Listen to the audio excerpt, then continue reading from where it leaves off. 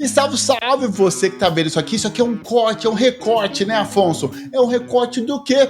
Do nosso Cineclube. Porque você, não sei se você sabe, que tá aí do outro lado, mas nós temos o Clube do Livro. E o Clube do Livro, né, Afonso, não é só o nosso clube de leitura. É um pacote de benefícios. E não é pirâmide, né, Afonso? Não tem negócio de indicação em pirâmide. Não é isso aqui. Mas quando você assina o nosso Clube do Livro, além do clube de leitura, que a gente vai ter os encontros aqui, que vão ter os debates, a gente também tem o quê? O Cineclube, e é justamente isso que você vai ver agora, um recorte do que foi um dos nossos cineclubes, um espaço onde os próprios participantes escolhem os filmes, às vezes baseado na leitura, né, Afonso, que a gente estava fazendo, às vezes não, às vezes é livre para a gente poder bater um papo mesmo, poder ter um espaço para conversar com outras pessoas sobre, às vezes, um filme que é interessante para a gente, que levanta um tema interessante de reflexão e partilhado, assim, com aquelas outras pessoas que muitas vezes já estão na sua caminhada no clube de leitura.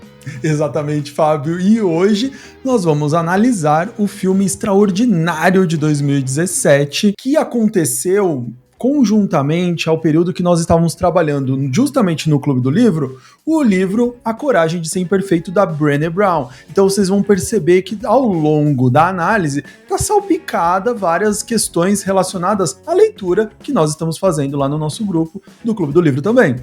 Então, antes do corte, da gente mostrar, que você vai ver que a gente vai estar com um penteado diferente, uma roupa diferente, porque isso aqui foi gravado em outro momento. Para você, isso aqui é atemporal. Em que sentido? Lá vai ter, se você quiser assinar agora o Clube do Livro, do Além do Consultório, vai ter um link aqui na descrição. Lá vai ter as gravações justamente do que foi o clube de leitura do livro A Coragem de Ser Imperfeito e muito mais, inclusive dos próximos clubes, ou seja, dos próximos livros, na verdade, que a gente vai fazer. Então pronto, fecha agora o corte e vamos lá! 3, 2, 1, gravando, Afonso, e começa... Mentira, já começou, faz uns 50 minutos, mas a gravação só tá rolando agora, né, Afonso? O nosso esquenta demorou muito mais tempo do que a gente imaginava, que fluiu, na verdade, a gente não tá se segurando para falar, mas, Afonso, hoje começou o nosso primeiro cineclube sobre o filme O Extraordinário, ou não, é só Extraordinário, que é o Wonder, né, de 2017.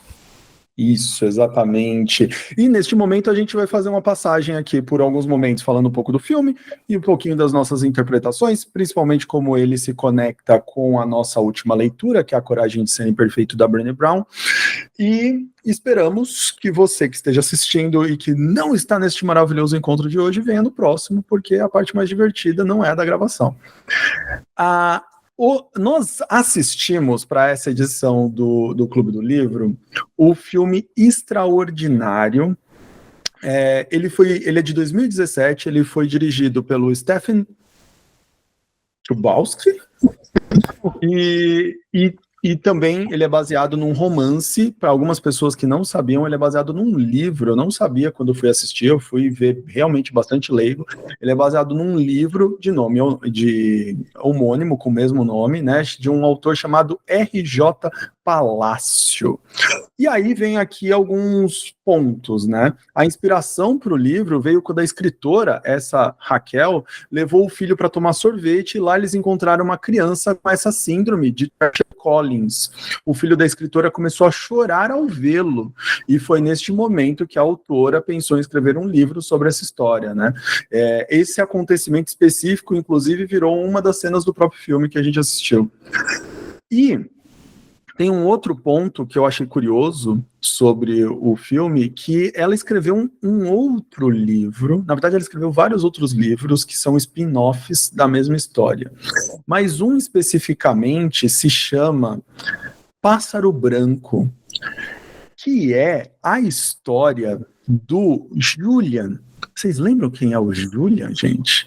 Julian era um menino que fazia bullying, o principal que fazia bullying, e depois ele é suspenso. E, na verdade, ele ia ser suspenso durante 2 dias e os pais tiram ele da escola, né? Ela cria um livro que também já virou um filme, diga-se de passagem, contando a história dele, que ele fica mais velho, que ele tem uma avó, ele vai bater um papo com essa avó sobre a saída dele da outra escola, e aí a avó vai explicar um pouco sobre como o mundo funciona através da história dela, que é uma história de ela sendo judia na época do nazismo, né? Aí faz toda essa retrospectiva que os nazistas não perseguiram só pessoas com deficiência, como também perseguiram, quer dizer, não perseguiram só judeus, como também perseguiram pessoas com deficiência. Tanto que o nosso personagem principal do filme Extraordinário, ele seria mandado para um campo de concentração na Alemanha nazista, né? E a história da avó do Julian é a história dela sendo judia, apaixonada por um menino com deficiência. Então, na época do nazismo. Então, imagina a desgraceira também, deve ser uma coisa complicada de assistir. Eu pensei que eu poderia aqui fazer várias abordagens dessa conversa que a gente poderia ter hoje, mas acho que a melhor delas não é necessariamente focar só na sinopse, por exemplo, recontar o filme. Eu acho que aqui seria uma perda de tempo, inclusive quem não assistiu o filme pode se beneficiar da nossa conversa aqui para assistir depois. Quem já assistiu pode se beneficiar para lembrar de algumas coisas. Mas, basicamente, o filme retrata um garoto com deformidade facial por conta dessa síndrome, que passa por diversas cirurgias, e agora, nesse momento que a gente acompanha ele, ele tem 10 anos, e ele vai ter que lidar com o fato de que a mãe dele e o pai decidiu que ele ia parar de ter a educação em casa e ia para a escola, aproveitando-se que já era o segundo... era o segundo ensino fundamental, acho que era isso, Fundamental 2, né? Era o primeiro ano do Fundamental 2. Aproveitando que ia começar essa nova fase, decidiu-se que ele deveria ir para a escola. Obviamente com todos os medos e receios de encarar as pessoas, sofrer discriminação. Os pais têm essa intenção de colocar ele na escola, mas eles não são... eles não são...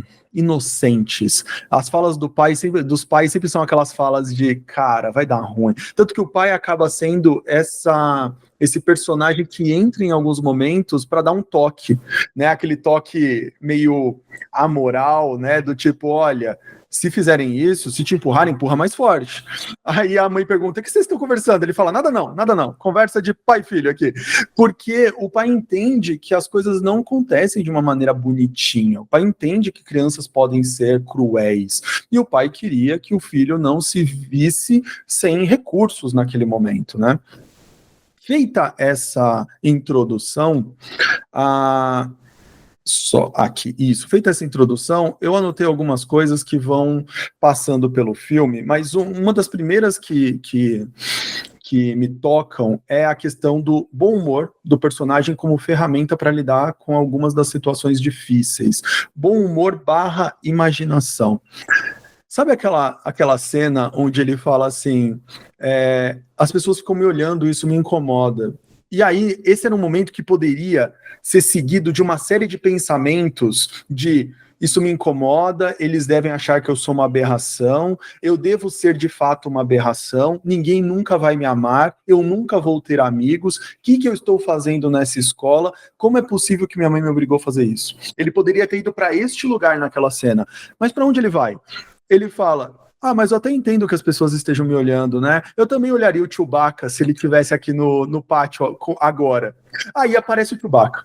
E aí ele fica olhando pro Chewbacca, ele chega pro Chewbacca e fala, Chewbacca, me desculpa por ficar olhando para você. O Chewbacca fala, não dá nada, fica tranquilo. E ele dá a mão pro Chewbacca e entra na escola. Percebam que isso, apesar de ter um componente bastante ilustrativo e bastante infantilizado por conta de ser do nosso personagem principal aqui, ser um personagem que é uma criança de 10 anos, para cada um de nós isso cabe como recurso, tá, gente? Isso deveria estar na nossa mala de ferramentas psicológicas, bom humor e imaginação. Porque dessa forma a gente pode fazer diálogos com nós mesmos. Diálogos com as nossas dificuldades, diálogos com aquelas frases difíceis que nós falamos para nós mesmos, né? Então aqui essa parte do bom humor e da imaginação eu achei que valia a gente ressaltar no filme. Tem aquele professor deles que fala do princípio do mês. Eu adorei o princípio do mês, que basicamente a gente pode fazer uma conexão com o que a Brené Brown traz no livro A Coragem de Ser Imperfeito, em alguns capítulos sobre valores. Ela também fala sobre lacuna de valores, que basicamente ele fala assim, olha, os princípios têm a ver muito com que tipo de pessoas a gente quer ser. A partir dos princípios que a gente segue, nós nos tornamos alguns tipos de pessoa. E aí eles vão discutindo alguns desses princípios ali. Dentre eles, tem um princípio que é trabalhado, que é... Aqui, cadê? Que é um princípio bem brega, mas que ele é trabalhado ao longo do livro, do filme, que é, se tiver que escolher entre estar certo e ser gentil, escolha ser gentil. Né, que inclusive é um grande lema do filme. Obviamente, se a gente for transpor isso para a vida real, a gente sabe que nem sempre é assim que a banda toca, né? Em alguns momentos a gente tem que escolher ser mais duro, de colocar limites, ter conversas difíceis, mas ao mesmo tempo, isso aqui eu gostaria muito de deixar bem demarcado, esse é um dos grandes problemas da falta de autocompaixão entre a maior parte das pessoas. A maior parte das pessoas não consegue ser gentil consigo mesmo. É gentil com estranhos, é gentil... Vai sim, Bel, vai ficar gravado. É gentil com estranhos, é gentil com pessoas mais próximas, mas na hora de lidar consigo mesmo, pega super pesado. Fala, nossa, como eu pude ser burro desse jeito, eu sou um idiota mesmo. Ah, só comigo mesmo, né? Claro que não ia dar certo pra mim, eu sou um baita de um idiota, ou, nossa, feio desse jeito, é lógico que ninguém ia gostar de mim. Caramba, você nunca diria isso pra alguém? Uma pessoa nunca chegaria pra você e falaria, nossa... tentei ficar com tal pessoa, essa pessoa me rejeitou. Ah, você nunca falaria pra essa pessoa, porra, cara, feio desse jeito também, né? Ninguém ia querer ficar com você mesmo. Você nunca diria isso nem passaria pela sua cabeça. Mesmo se passasse, você nunca diria. Por que você diz isso, então, pra você mesmo? Então, aqui, apesar de ser piegas e não poder ser generalizado, se você tiver escolhendo estar certo e ser gentil, abordar de uma forma gentil, principalmente temas que envolvem você mesmo, nesses diálogos internos na nossa própria cabeça, pode ser uma escolha muito saudável, né? Tem uma fala entre quando ele é traído, quando o Og, né, é traído e falam dele pelas costas, né, que preferiam, se tivessem um rosto como o dele, preferia morrer do que ter aquele rosto, e o amigo dele concorda, de certa forma, olhando para trás, só que ele estava com outra fantasia, e aí ele acaba ouvindo e a pessoa não percebe que falou na frente dele. A mãe dele tem uma conversa com ele que eu achei interessante, que ela fala que o coração é o mapa de onde desejamos ir e o nosso rosto é o mapa por onde nós já passamos. Se a gente fosse traduzir isso de uma maneira aqui para tentar ampliar um pouco essa perspectiva, o nosso rosto não precisa ser só a aparência, tá? Também a aparência, que ela fala das rugas, aí depois ele brinca falando dos cabelos brancos dela, mas esse rosto ele pode ser traduzido por nossa história. Nossa história é um mapa de por onde já passamos. Erramos, tropeçamos, nos machucamos, deu ruim muitas vezes, e isso a gente pode olhar com uma certa contemplação. Isso pode ser ruim, isso pode ser bom, na verdade geralmente é mesclado, mas a gente pode contemplar, porque é de onde viemos.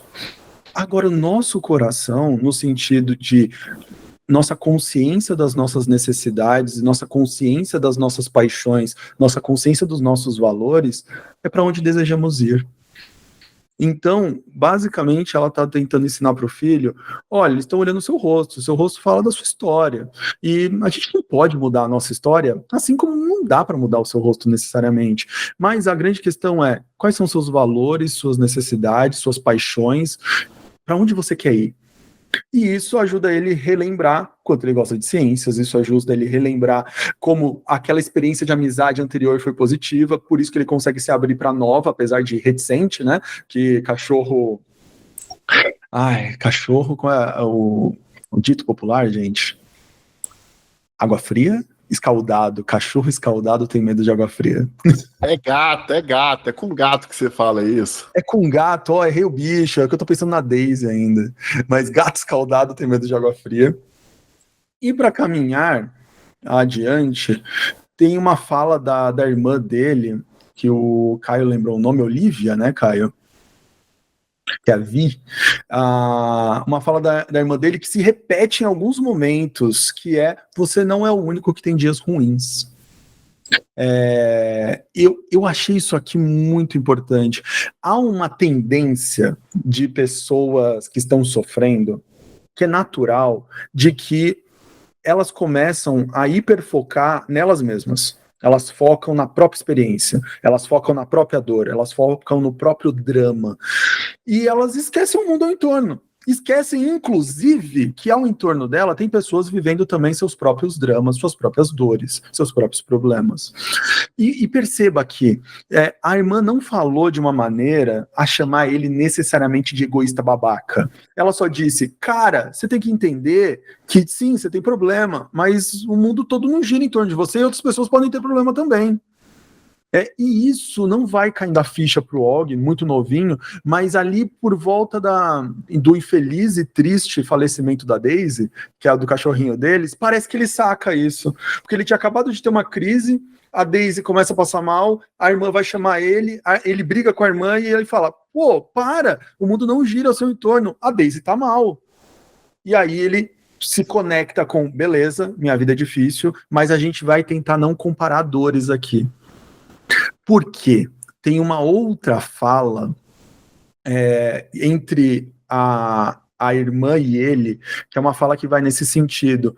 Ela fala antes, né? Antes dessa cena da Daisy, do cachorrinho, ela fala: pô, Og, você não é o único que tem dias ruins. E ele fala: as pessoas falam que você é leprosa e ficam querendo lavar a mão depois que encostam em você, falando que o que você tem é contagioso. Se as pessoas não fazem isso com você, não me venha dizer que você tem dias ruins.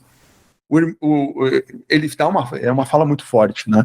Só que, numa certa perspectiva, de fato, na perspectiva de nós, cada um sofrendo dos seus próprios dramas, claro que é muito duro a gente passar por algumas situações individualmente, uma hospitalização, uma doença, a perda de alguém querido, o término de um relacionamento, o fracasso em alguma área da vida, escolar, acadêmica ou profissional.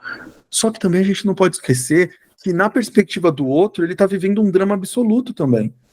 E isso é muito importante da gente considerar, que é o que estava acontecendo ali, e o Og era muito pequenininho para entender. Mais adiante, tem uma fala sobre perspectiva, que obviamente para a gente ela cai também de um jeito um pouquinho brega. O filme tem vários trechinhos um pouquinho bregas, né? Que ele não pode mudar o rosto dele, mas talvez nós possamos mudar a forma como nós o enxergamos, né? Isso para a gente, obviamente, cai num campo de ferramenta, assim como a imaginação e o bom humor são ferramentas. Essa questão da perspectiva é muito importante. O que eu quero dizer com isso? O que é o rosto do Og? O rosto do Og é defeito, tá, gente? E aí? Cada um aqui tem seu defeito. Como a gente enxerga esse defeito? Isso é importante. Tem pessoas que chegam à terapia e elas falam: olha, Guilherme, eu não consegui passar em determinado concurso, eu não consegui passar em determinada prova, eu abandonei tal momento de tal curso. E isso provou para mim que eu sou um fracassado e que nada vai dar certo. Caraca, olha esse salto de generalização. A perspectiva é justamente o contrário disso. A perspectiva é justamente você conseguir afastar para conseguir ver aquilo como um caso isolado e não como um caso absoluto. Você ter sido rejeitado porque alguém não te achou bonito não quer dizer que o mundo inteiro não vai te achar bonito em nenhum momento de nenhuma circunstância. Você ter fracassado numa prova não quer dizer que você vai fracassar em todas as outras provas. Inclusive, ao generalizar dessa forma, você abre mão de uma das coisas mais importantes que existem, que é a possibilidade de aprender. O aprendizado se dá na aceitação do erro pontual. O aprendizado não se dá na aceitação de um defeito estrutural. Se o defeito é estrutural, eu não tenho o que fazer. Né? Se é um problema meu, se é um problema que está incrustado em mim, que nasceu comigo, isso me deixa impotente. E isso é uma das coisas que a gente mais observa, por exemplo, em pessoas deprimidas. Essa impotência diante do fato de: eu estou quebrado. Se eu estou quebrado, não tem nada para fazer. Não tem nada para fazer, eu desisto da vida. E aqui a gente vê essa fala de perspectiva, né? Seguindo aqui para o momento final, ele agradece a mãe, né, por ter feito ele ir para a escola. Mas olha que interessante, retomando o livro da Brené Brown, da Coragem de Ser Imperfeito, ele fala assim: obrigado por ter me feito ir à escola. Eu fiquei bravo com você algumas vezes, mas obrigado. Gente, se a gente for perceber como a vida é, individualmente, nós somos a mãe e o filho. Dentro de cada um de nós tem a mãe e o filho. Dentro de cada um de nós tem uma briga entre a gente obrigando a nós mesmos a fazer algumas coisas e a gente ficando bravo com nós mesmos por nos ter obrigado a fazer aquelas coisas e no final nós agradecendo a nós mesmos por ter nos obrigados a fazer determinadas coisas, né? Eu ouço muitos pacientes falando assim: Guilherme, eu não queria fazer terapia. E aí, na terapia, eu me irritei várias vezes. Mas agora eu tô feliz de ter feito terapia, de ter me obrigado a fazer terapia. E, gente, não é só terapia, né? É uma mudança de hábito, é arriscar um novo trabalho, é tentar conhecer alguém novo, é, de alguma maneira, sair daquele ciclo. Muitas pessoas usam inadequadamente o termo zona de conforto. Psicologicamente falando, o mais adequado é zona de segurança. Porque a zona de segurança não necessariamente é confortável. Perceba, a casa, ser educado em casa pela mãe era seguro. Mas não quer dizer necessariamente que era mais confortável, mais gostoso, mais divertido, mais estimulante. Era seguro. Ir para a escola foi muito mais arriscado, deu muito mais medo. E sim, tiveram picos de desconforto, que é a moeda que a gente paga por um enfrentamento. Porque depois que a gente enfrenta, a gente ajusta e consegue encontrar os nichos de conforto, os nichos de prazer, os nichos de realização. Perceba, quando eu falo realização, não estou querendo dizer que você vai ficar de boa, né? Fazer essas coisas gera desconforto, e o desconforto pode estar associado à realização. O desconforto de fazer academia pode estar relacionado à realização de ter um corpo mais saudável. E aí, a gente poderia passar por alguns outros temas que eu vou pular, mas vou dizer quais seriam eles. A gente poderia falar de capacitismo, que é esse preconceito contra pessoas que têm deficiência. Uma experiência que eu tive durante o filme, e depois eu fui pesquisar alguns psicólogos que falaram do filme, e eles falaram que essa experiência é uma experiência muito impactante. No começo do filme estava me incomodando olhar para a cara dele. De verdade, estava me incomodando.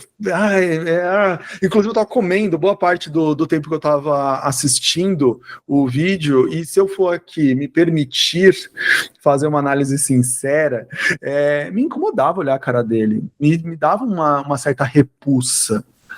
Mas eu tive a mesma experiência do que aquele amiguinho dele de 10 anos. O amigo dele, quando vai mostrar a perspectiva daquele amigo, a fala dele é: eu já nem me importo mais com a cara dele já nem me incomoda mais. Gente, vocês já se perguntaram como é uma pessoa ser casada com alguém que não tem um braço, não tem uma perna ou tem uma desfiguração?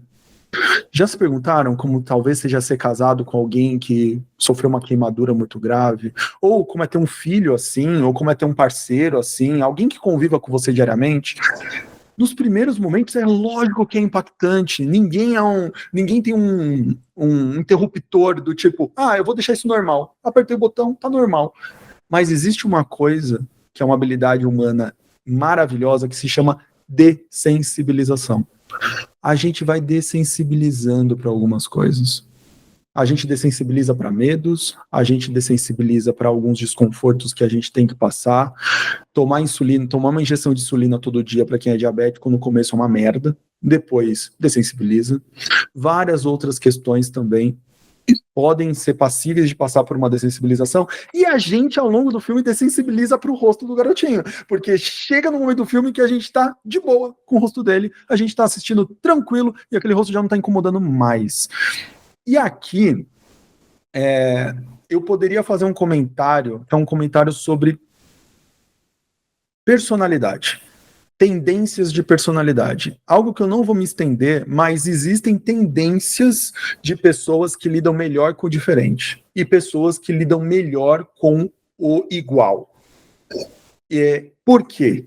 Porque há uma abertura para a experiência em algumas personalidades, tanto que a gente vê traços de personalidade como busca pela novidade, coisas do gênero, e não há esse mesmo traço em outras personalidades.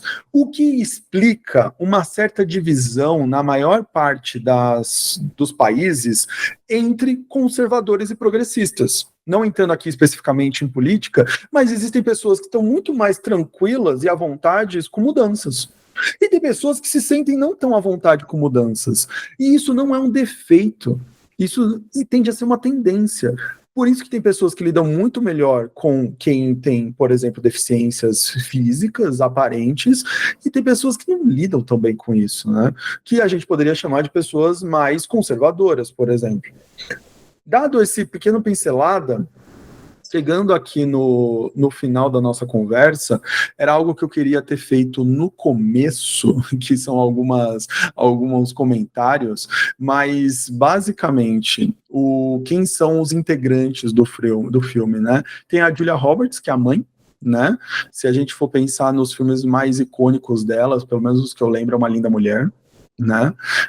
A gente tem como ator, esse ator de 10 anos é o Jacob Tremblay.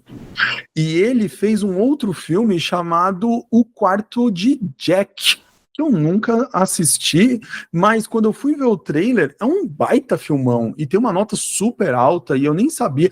Se vocês verem a foto dele, a maquiagem foi muito bem feita no filme, né, gente? Porque ele é um menino bem diferente do que a gente vê no filme. E o pai é o Owen Wilson, e aqui temos uma questão, porque um dos filmes mais icônicos dele é Marley e Eu, e chorei muito no Marley e Eu, chorei no filme, chorei no livro, vi o filme de novo, chorei, não quero ver mais o filme nem o livro, porque cheguei no meu limite de Marley e Eu. E especificamente também, a gente tem aqui o diretor, que é o Stephen Chbosky. E um dos filmes que ele fez, que é um filme bastante interessante, que esse eu já assisti e ele é bem legal, são As Vantagens de Ser Invisível. Eu não sabia que ele tinha sido o diretor desse filme, e inclusive poderia até entrar na nossa lista, porque é um filme bastante interessante, né? Eu finalizaria dizendo que, agradecendo a indicação da Rafa pelo filme, né, de uma das participantes do Clube do Livro, que a gente pediu indicações de livros que conversassem com o tema da Coragem de Ser Imperfeito, da Brené Brown, e vieram alguns, dentre eles esse, e é um filme que eu tinha passado, assim como algumas pessoas confessaram no começo do nosso encontro, que tinham passado esse filme para frente, porque, não vou entrar numa sessão torturante de sofrimento, e eu acho que, sendo bem sincero, ainda bem que eu passei, porque esse foi o melhor momento para ver isso, né? Eu senti que me tocou de um jeito que eu acho que foi significativo. O projeto do Clube do Livro, o projeto da assinatura do Além do Consultório, o projeto do Cineclube, para mim, ele dá sentido para algumas coisas que antes não tinham tanto sentido, como assistir esse filme. Para mim, eu vi ele ontem com prazer, assim, sabe? Assisti com prazer, fui anotando, depois eu vi análises dele, depois eu fui ver coisas a respeito dele. E eu acho que essa é a essência da Coragem de Ser Imperfeito, que está no primeiro capítulo, que é o fato de que ganha-se outra motivação quando se está na arena, junto com pessoas na arena. E eu sinto que aqui a gente está junto, numa arena.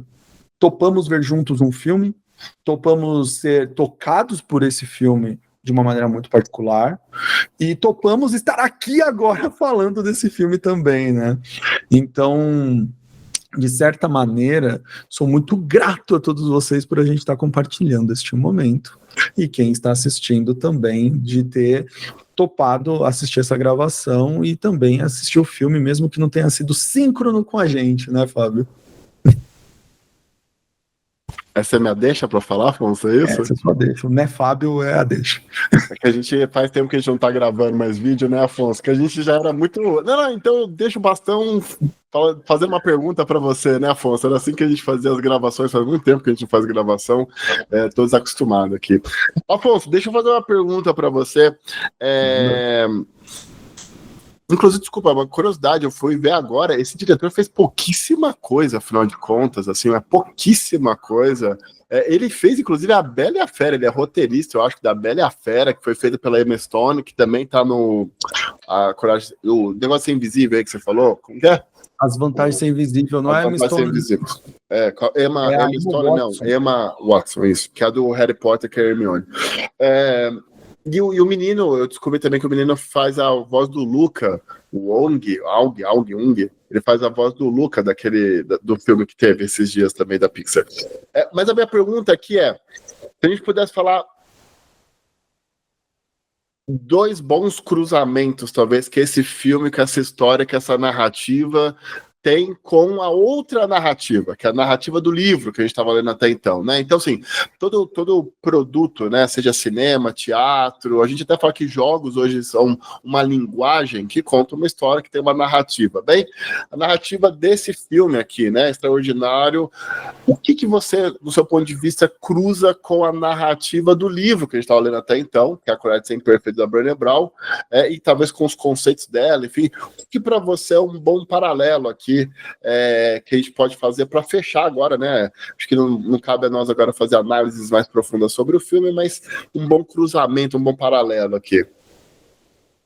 Eu coloquei alguns pontos, como a reflexão sobre estar na mesma arena, né? Tem capítulos no livro que falam sobre a família, e a família ser algo onde a gente vivencia uma vulnerabilidade muito específica, né? Muito intensa. Tem o fato de que as pessoas, quando entram na arena com ele, elas, de alguma maneira, se conectam de uma maneira muito própria, né? De uma forma muito própria. Mas o que eu acho que fica de mais significativo não vou falar isso de forma muito geral, vou falar isso de forma muito pessoal, tá? Tem um aspecto para mim que marca muito, que está no capítulo sobre os escudos da vulnerabilidade, acho que é o capítulo 4 do livro A Coragem de Ser Imperfeito, que é um alerta. Lá no final do capítulo, a autora, a Brené Brown, fala uma coisa que você nunca deveria fazer. E lá ela descreve que você nunca deveria usar a vulnerabilidade de alguém contra ela.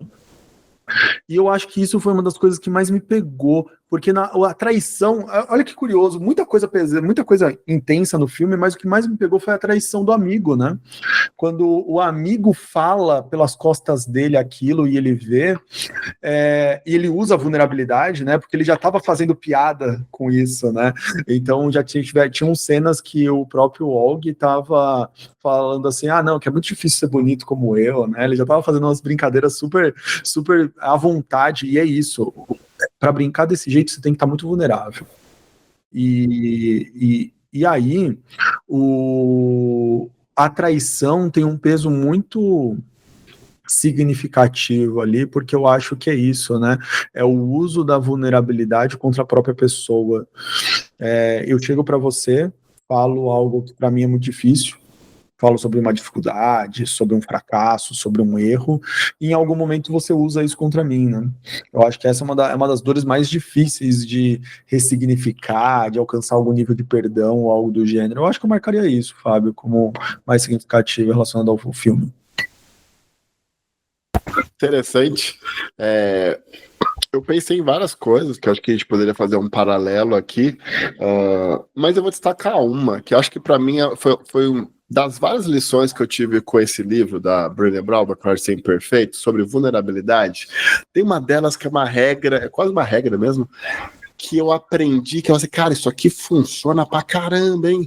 E no filme a gente vê isso aplicando de algumas maneiras, que ela fala o seguinte, não sei se vocês lembram, que ela fala assim, olha, a gente gosta de ver vulnerabilidade no outro, a gente não gosta de se vulnerabilizar, mas ver a vulnerabilidade do outro é um negócio que a gente gosta, que isso gera uma certa conexão entre a gente, e uma das coisas que ela vai falando no livro que é, olha, se você se vulnerabiliza, você cria uma abertura para que o outro também o faça.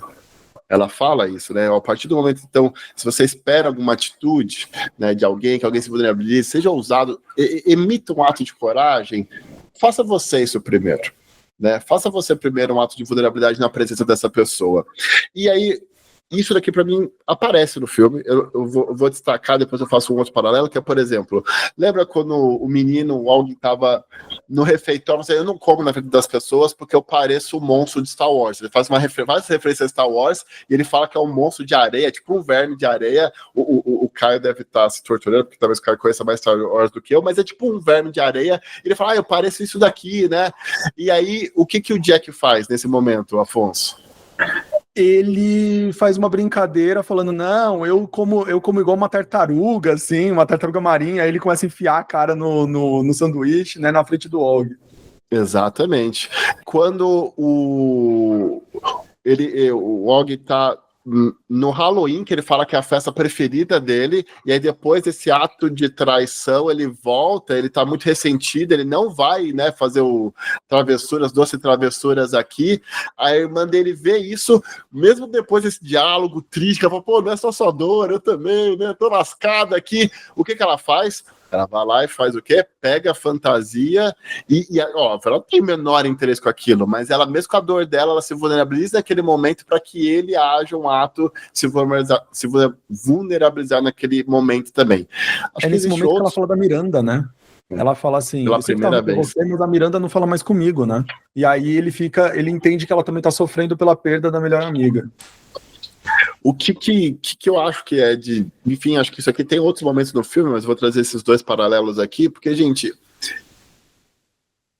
isso daqui, eu vou falar de hoje, por exemplo. Hoje eu estava conversando com meu filho aqui em casa, e aí, sei lá, com 9 anos, mas já começa um negócio que eu não sabia, eu não lembrava disso na época de escola, mas que um gosta do outro, e aí começa um certo bullying, porque tem uma certa rejeição, então tem várias coisas aqui acontecendo que fazem o emocional de uma criança de 9 anos ficar a flor da pele aqui, e aí a gente tentando, né, descobrir umas informações do meu filho. Ele tava que são 2 psicólogos, hein? Tentando ter uma conversa com ele ali, no momento todo amistoso, a gente brincando e tal na sala. Aí foi no momento onde a gente começou a falar da nossa época de escola, das nossas dificuldades, das nossas vulnerabilidades. Aqui ele falou, eu também. Isso também acontece lá na escola. Foi assim. Então, eu estou só batendo mais um exemplo, porque eu acho que isso aqui é uma coisa muito fantástica dessa vida compartilhada que nós temos aqui, né? A gente está falando sobre vulnerabilidade, muitas vezes a gente fala assim, olha, para como vocês possam exercer vulnerabilidade na vida de vocês, mas também um excelente gatilho para pessoas próximas de vocês exercerem vulnerabilidade é quando vocês, na presença delas, se vulnerabilizam, né? E aqui você cria um ambiente propício, amistoso e seguro para que isso aconteça. Bem, acho que isso aqui é um paralelo que dá para fazer com o filme que a Brené Brown vai ensinando a gente ao longo da literatura dela também naquela obra. Acho que é isso, Afonso. Tem uma frase, como diria Gandhi, seja a mudança que você quer ver no mundo. É bem breguinha, mas eu acho que passa por aí, né? Você quer ver vulnerabilidade das pessoas à sua volta? Começa se vulnerabilizando, né? Que bonito, que bonito, que bonito. Cara, tem uma das coisas que eu vou deixar para discussão final, que eu acho que a Tereza já lançou lá no nosso grupo do WhatsApp, que é aquela frase final, que é toda pessoa deveria ser aplaudida de pé pelo menos uma vez na vida, porque todos nós vencemos o mundo. Eu não sei porquê, mas ultimamente tenho refletido muito sobre a nossa cultura e ela é uma desgraça, e eu queria falar disso, mas eu vou deixar isso aqui para nossos comentários posteriores aqui. E aí eu vou terminar, tá bom? Vou deixar só como curiosidade para quem não está participando presencialmente. Teve muito mais, eu vou ter muito mais. Afonso, suas considerações finais? Muito obrigado por ter acompanhado a gente até aqui. Venha nos próximos encontros do Cine Clube, que nós estamos ansiosos para receber vocês. Fechado. A gente vai continuar o nosso bate-papo por aqui, tá bom, pessoal? Beijo, até a próxima. E você acabou de conferir, então, um trechinho do Cine Clube, que é um dos bônus, né, Afonso? Um dos benefícios do nossa assinatura, que é o Clube do Livro do Além do Consultório. Lá você vai ver vários outros cineclubes como esse, e a gente até tirou a partezinha que tem um debate, as falas das pessoas mesmo. Então, calma, isso aqui não é tudo, não. Isso aqui é só um pedaço, né, Afonso? Tem muito mais além de todos os outros livros, todos os outros... Aí sim, né, Afonso? Os encontros do Clube de Leitura também estão lá na nossa pacote de benefícios. Afonso, como que a gente faz um negócio marqueteiro disso daqui? Pra pessoa que tá aí ouvindo agora, a gente vai agora clicar aqui na descrição, Afonso. Muito bom, Fábio. E se você assinar agora, você tem acesso, inclusive, a todas as leituras que nós já realizamos, capítulo a capítulo, trecho a trecho, e também as análises de todos os filmes que a gente já assistiu, além do fato de você, a partir do momento da assinatura, já poder começar a participar dos encontros que a gente faz online a cada 15 dias. Então, pronto. Se tá aqui até o final do vídeo, parabéns. Só falta uma coisa. Clique aqui na descrição para saber mais. Beijo, a gente vê na próxima. Tchau, tchau.